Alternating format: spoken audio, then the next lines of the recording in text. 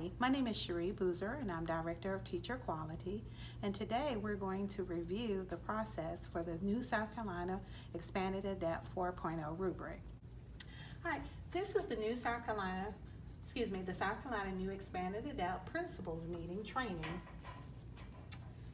Today we're going to review our phase-in guide and implementation milestones. We're going to talk about the evaluator certification trainings, school level training, what our communication process will be, and then we will end with the expanded ADEPT process. Okay. So the state has offered for us a phase-in guide for during the 2016-2017 school year.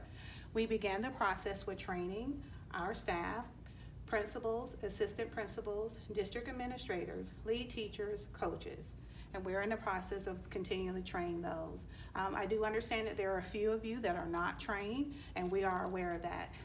This year, we're in our transition year, and we'll go a little bit further into that. And please note that during August of 2018, that will be the full implementation year one, and we will begin with the full process. All right, so we have an implementation team, principals, that we have made up of principals, district level staff. We also have coaches, teachers, assistant principals from each area. We wanted to ensure that we had a good representation. We met and divided off into 3 groups, and we took a look at our system support, our evaluator support, and then our teacher support. If you'll give me a few minutes, I'm gonna pull that up. Okay. As I stated earlier, we divided off into groups, and we wanted to look at what we want it to look like from the district level in terms of the school level. And again, we met as a team and discussed this. This is where we want your feedback. The first section deals with the system support, and this is dealing with the district level. There were several questions that we looked at, and the first part is, how can our district foster a culture that values professional growth and development? We had designed a vision for implementation. What do we need to accomplish it?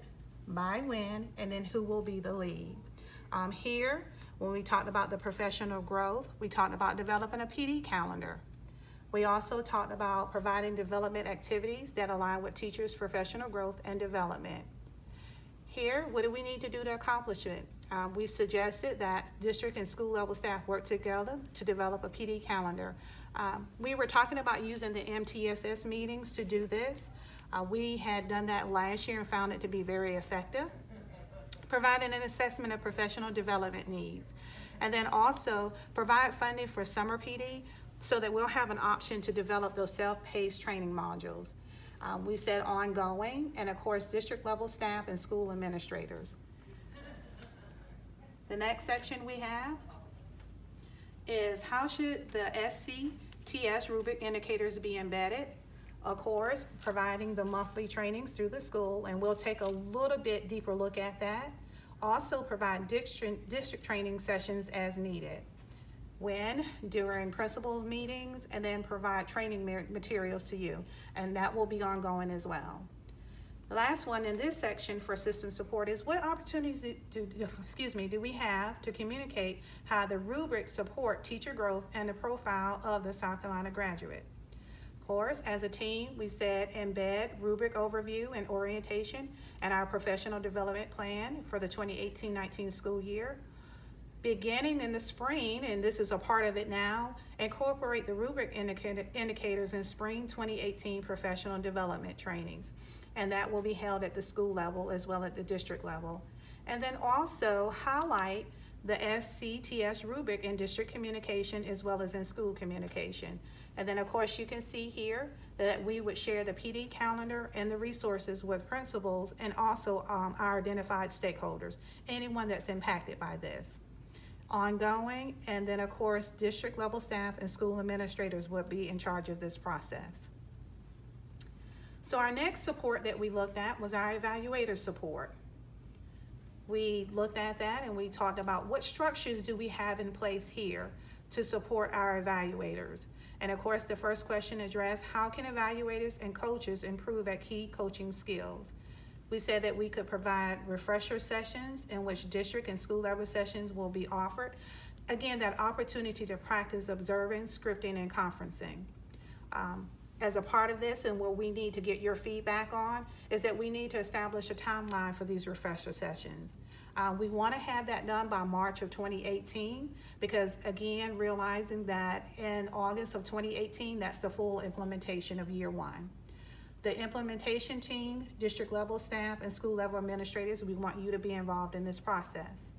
Our second portion was, how will our district ensure inter-rater reliability for school evaluation teams?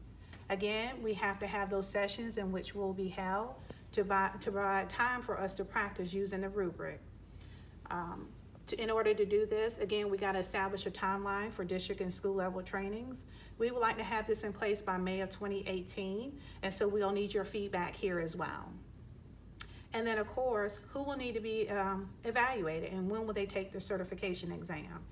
Of course, we know most of our people are trained. We have a few principals and APs that are not trained, and we have a few mentors and lead teachers who are not trained.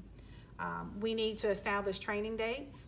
And then also we're asking that after all of the training takes place, then we need for people to take their exam 3 weeks after being trained. And of course, who would be in charge of this process? We would get training from South Carolina State Department of Education. We do have 3 of us that are trained, that we will do the training here in the district, and then also the district level support.